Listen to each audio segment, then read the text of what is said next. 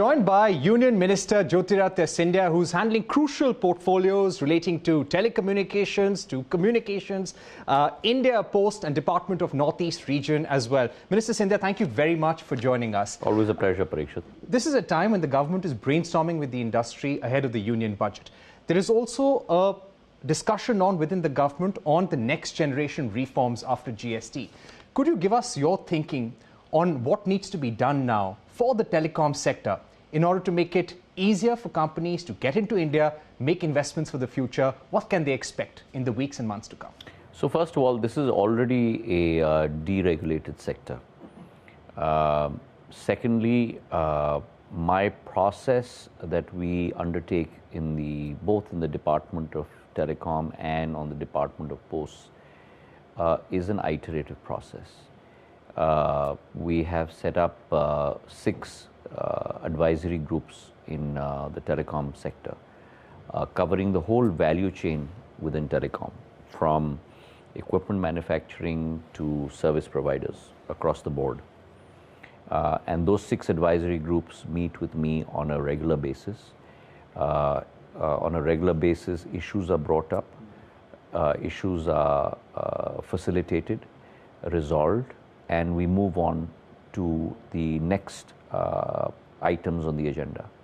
So for us, within the DoT as well as Department of Posts, it's an ongoing process. For example, in the Department of Posts, we're coming out with 6 new products across mails and parcels. We're developing SLAs, service level agreements, in terms of responsiveness, delivery across those 6 products. So it's an iterative process. So we always are, if you will, if I can give you an analogy, on a moving treadmill and never static. All right. So let me ask you about the big development that has come from the Supreme Court, with the court saying that the government can go ahead and reassess all of the AGR dues of Vodafone Idea. Having said that, what next is the government planning to do? What are the options? So post that judgment, which is what is being examined within the department today, we are also awaiting the formal request from Vodafone. Once that does come through and we complete our evaluation internally, we will then put forward our recommendation of what can be done and what cannot be done. But that is still work in progress. The judgment, as you know, is a very recent one. Once the contours of that environment can be shaped, then we will certainly bring it into the public domain. But right now the judgment needs to be evaluated, and against the judgment, what is possible, what is not possible needs to be evaluated, which is what the Department of Telecom is working on right now. Right. Now, as per reports, the AGR dues of Vodafone amount to around 83,500 crore rupees. Now, what would be the contours of the package? How would you look to reducing the liabilities for Vodafone? I'll repeat what I just said. It's being worked on within the department at this point of time. It's too early for me to comment on that. Once the department comes up with what is possible and what is not possible, at which point of time I will exercise my own opinion on that. But we are a little early in the process for me to make a comment on that at this point. By when do you plan to complete this assessment and maybe come out with a decision? I think in the next couple of weeks we should be in a position to be ready to make a comment on it. Right. So maybe a final decision on how the government will give a relief package and its contours to and the contours of that relief package, that will be clear by year end? Certainly so, hopefully, yeah. All right. I would also like to ask you, the government is a 49% equity holder in Vodafone Idea. How do you see the growth of the company here on? What are your expectations? Because you're a major stakeholder. So I do believe that they have a robust CapEx program in place. They also have raised one of the largest public offerings in the last 6 to 8 months in terms of their equity. They've done an FPO, follow-on public offer. There is certainly the overhang of the dues to Government of India. They're a very low leverage company at this point of time. And the reason for that is because the dues of GOI are considered as leverage by banks. So I think once we are able to shape the contours of what can be done, it will also give them space to maybe raise some amount of debt. The cash flows are fairly robust going forward as well. But certainly they will look at investing in the network as well. But I think that's all for management to look at. We are a shareholder and our responsibility ends at that. The management of the company, the future roadmap of the company has to be fixed by the management and not by shareholders. Right. You had told us in our recent interaction that you don't want to make this a PSU. Now, after the Supreme Court judgment, has the view changed? Not at all. So no further increase in stake? Not at all. The minute you cross the 49% Rubicon, you are then tethering on the border of making it a PSU. And that certainly is not the intent of Government of India. Right. I would also try and understand from you, because there have been a lot of reports on the contours of this proposed relief package. And those reports said that the Telecom Ministry is looking to significantly reduce the AGR dues liability for Vodafone. And there is a plan to include in the relief package the interest, penalty on interest, and interest on penalties as well. Could you give us a confirmation? I have said that to you, and I'm saying it again. It's too early for me to comment. Let the Department of Telecom work on the contours of the judgment of the Supreme Court. Based on the contours of the judgment of the Supreme Court and the rubric that they have defined, see what is possible and not possible. It's too early for me to comment on that. Bharti Airtel has also requested the government for reassessment of all AGR dues. Are you considering the same? Well, no official request has come to me as of now.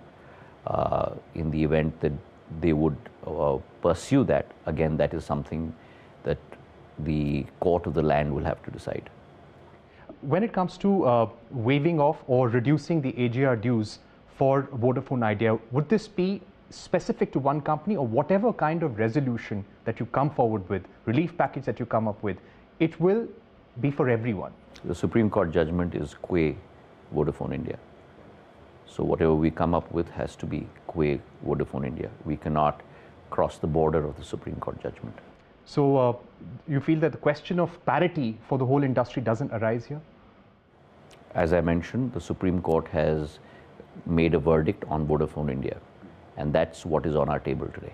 So very simply put, any company which wants similar relief, they will have to approach the Supreme Court. Absolutely. Right. I would like to ask you about some other developments that have been taking place within the telecom industry. This is with regard to the SIM binding initiative that you've just launched. And this is for all messaging apps such as WhatsApp, Telegram, Signal. All of them have to comply with the SIM binding norms within 90 days. Why has this been done? And what is the larger intention? Because the industry is saying that there should be a pause on this for some time to allow for wider consultation. So let me say this, that technology is a wonderful unifier. And just look at both the breadth and depth of technology permeation in India. You have today close to about 1.2 billion mobile connections in our country. We have crossed 1 billion internet connections in our country. And today telecom is more than a digital highway. It really opens up the vista for every single person, urban or rural, north, south, east or west, from any part of our country to connect to the world. And therefore the digital carriageway is, even though it's an invisible carriageway, in many ways is an even more, or rather bigger propellant of economic growth than possibly physical highways.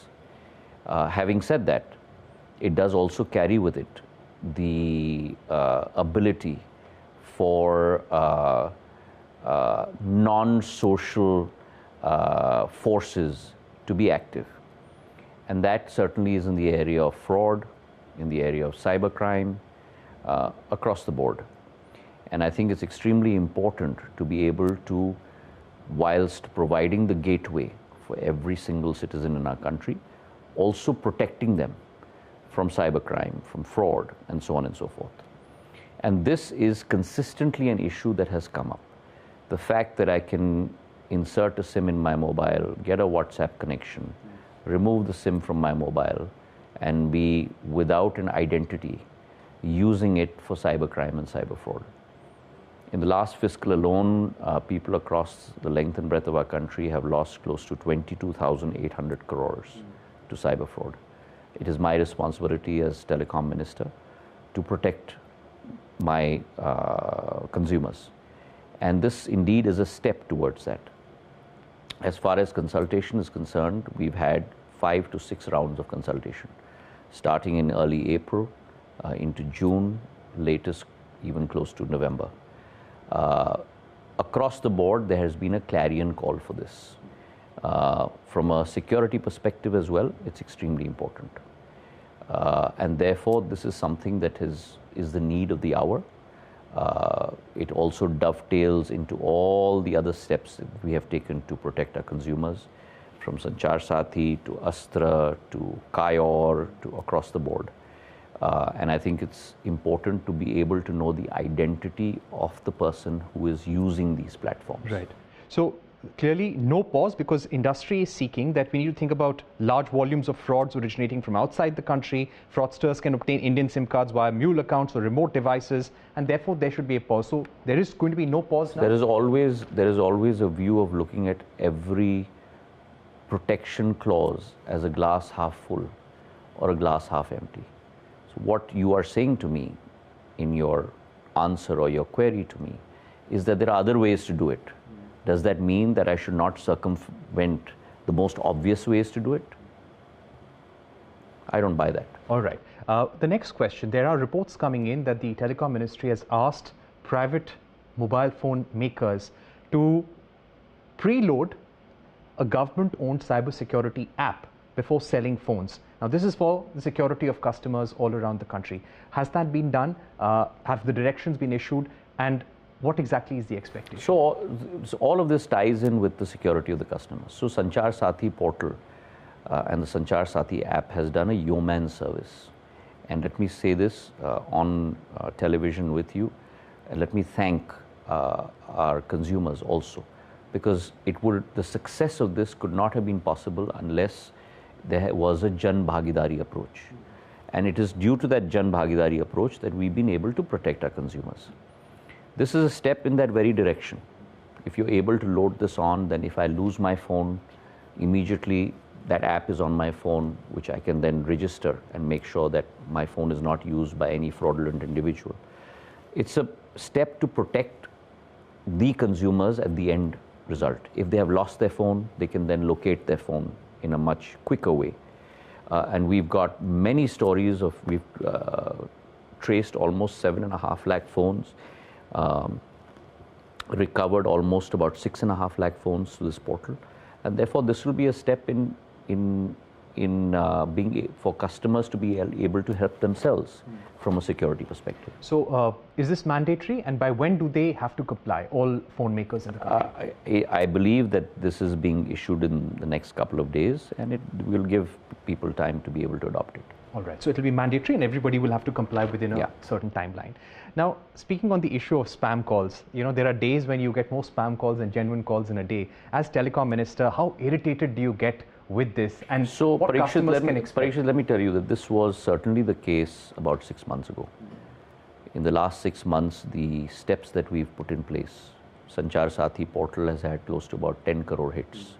Sanchar Sathi app has almost about 1 crore hits.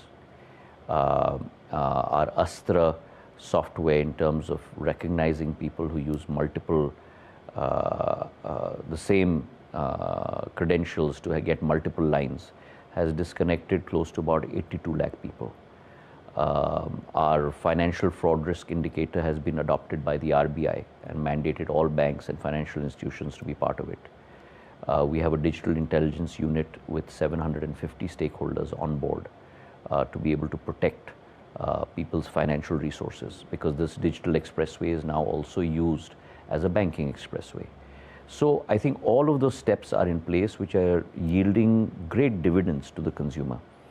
Let me give you an example. Kayor, which was a calling line identification software that we put in place, we had close to about 1.35 crore spoofed calls when we started it off. Today, those running these rackets, both domestically and internationally, have realized the efficacy of the software. And the number of spoof calls coming into India or from within India being generated has dropped from 1.35 crores a day to only 1.2 lakhs a day. So there's a 97% drop. Why? Because you put a firewall in place to protect your consumers. And that's also my job as Telecom Minister, which all of these elements, Kayor is only one element, all of these elements together are putting in place to protect my consumers.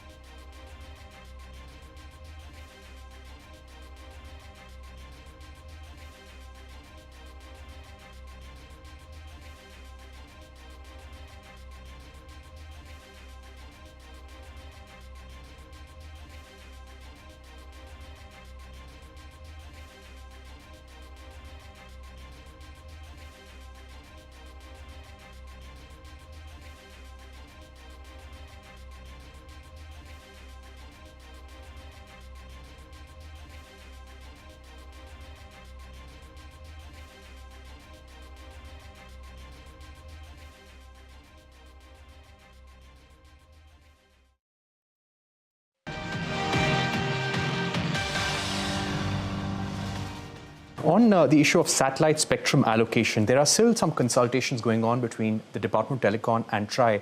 By when can we expect the final decision and the spectrum to be awarded? So that depends on TRAI. We've sent a back reference to them. As soon as TRAI examines it and reverts back to us, we'll be ready. But I also think that there is a justification for deeper, wider, and extensive consultations, both between DoT and within TRAI. Both have very, very deep reservoirs of knowledge. There must be that exchange so that when we come out with a policy, everything has been explored. The other option is to come out of the policy with alacrity without doing your due diligence. And if you do that, then someone like you will have another 100 questions for me, right? So I'd rather wait and do my due diligence properly before I come out with a policy. So what is the current point of difference which is taking time? There's no point of difference. It's a point of extensive discussion and consultation in terms of what the rollout of this system should be. What should the percentage of AGR be? How do we ensure maximum inclusion? How do we make sure that those who are not connected get connected? So all of those factors require deep consultation. You may aspire for a certain policy. There may be drawbacks of that policy. That needs to be examined. So all of those dimensions need to be examined before you enunciate a policy. Right. We read that the DoT is planning to impose a 5% annual spectrum usage charge on satellite internet providers. Will you be looking to give a discount too in order to connect hard to reach and remote places? So let me not comment on it. There are a lot of ideas that are on the table within the department, from me. So let that all be refined, let that be distilled, and we will come out with an efficacious policy. By year end, or you think this is going to spill over? Again, this is something that's on TRAI's plate. I do not want to speak on behalf of them because they are a regulator and I must respect their time and their judicious judgment based on the policy that we have come up with. Just a prima facie view on the demand for digital Bharat Nidhi, subsidy for user terminals for satellite broadband services. How important is that? Well, I think it's important to understand that DBN is a Nidhi which is not individual focused. It is area focused. Telecom is an industry which is area focused, not individual focused. So I don't think it would be either wise or pertinent to look at DBN as an alternative for that subsidy. As I mentioned to you, we are examining various modes for that inclusion. So let us come out with a policy which may be sounder than that. Right. To speak to you about the Telecom PLI scheme, you recently gave an analysis, the results of the PLI scheme, and you said it has generated 91,000 crores in production, 96,000 crore worth of production, 18,100 crore worth of exports, 30,000 new jobs. What about the next support for the industry in the form of PLI scheme, in the form of PLI 2.0? What is being considered for the future? So I think let us first get the granular results for PLI 1.0. We still have a year to go. Based on that, there's been a great fillip that has come to the telecom equipment manufacturing cluster based on this PLI 1.0. And then we will certainly see what else can be done going forward. Right. Speaking about India Post, a project that you've been working on very keenly over the last 2 years, you want to make this a public logistics giant. In terms of gaining a market share in the delivery ecosystem in the country, what's really the vision that you're working with? So the vision that we are working with is that this must become the logistics powerhouse of the country. We have close to about 1.65 lakhs points of presence. No distribution channel, may I dare say, not in India, but in the world, has that delivery pipeline that India Post has. The world is moving very, very rapidly towards delivery of product at doorstep. We believe that we can be a huge fulfillment aggregator on that, not only directly, but for other fulfillment agencies as well. So mail and parcel, even though mail worldwide is going through decreasing volumes, but we see that very targeted timeline-specific mails have a very, very important revenue niche still in India. We're coming out with 2 products. One is a 24-hour speed post and one is a 48-hour speed post with guaranteed SLAs. Our aim is to capture close to about 20% and 40% of that market over the next 5 to 6 years, taking our cumulative market share to about 8 to 10% in this space. The same in parcels.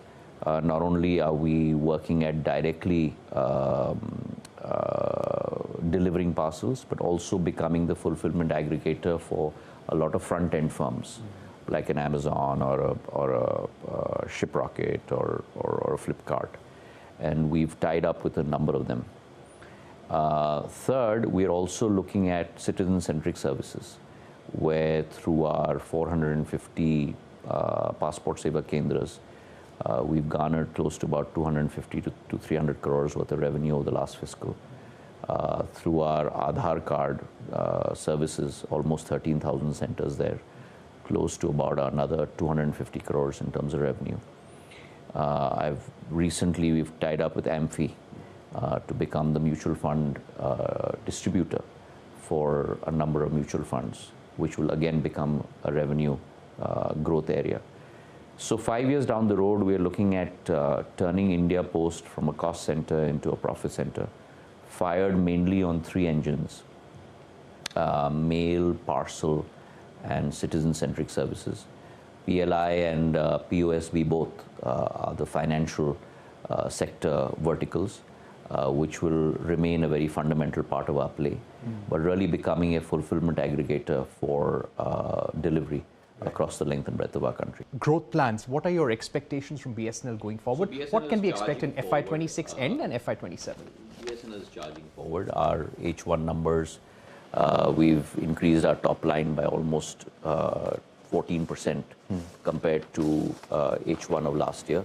Our EBITDA operating margin H1 of this year is up almost 34% compared to last year. Last year we closed at 5,139 crores operating margin. This year we hope to take it up to close to about 7,000 crores. So on a cash basis, BSNL certainly has turned the corner. There is a huge depreciation hit because of the 25,000 crore capex that we underwent last year, which is almost a 2,500 crore non-cash item on our P&L. So as long as my operating margin is increasing at a fast clip of greater than 50% year on year, that's something I'm extremely satisfied about. Right. My final question would be about your message to the industry. Out of all these hearings related to Vodafone and AGR dues that have been taking place, while the government considers something for the future, considers a resolution plan, for the overall health and the growth of the sector, what telecom industry is extremely robust in India. Please look at the worldwide comps.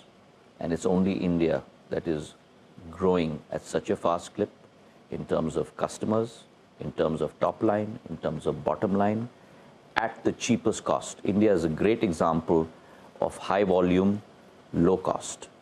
We are the lowest voice carrier in the world. We are the lowest data cost carrier in the world, at close to about 8.47 rupees a GB, which is 11 cents. On the world pricing index, India is at 1.49, the international pricing index, compared to a country like the United States of America, which is at 49. So we by far are the cheapest provider of quality voice and data across the globe. All right. Thank you very much for speaking to us, Minister.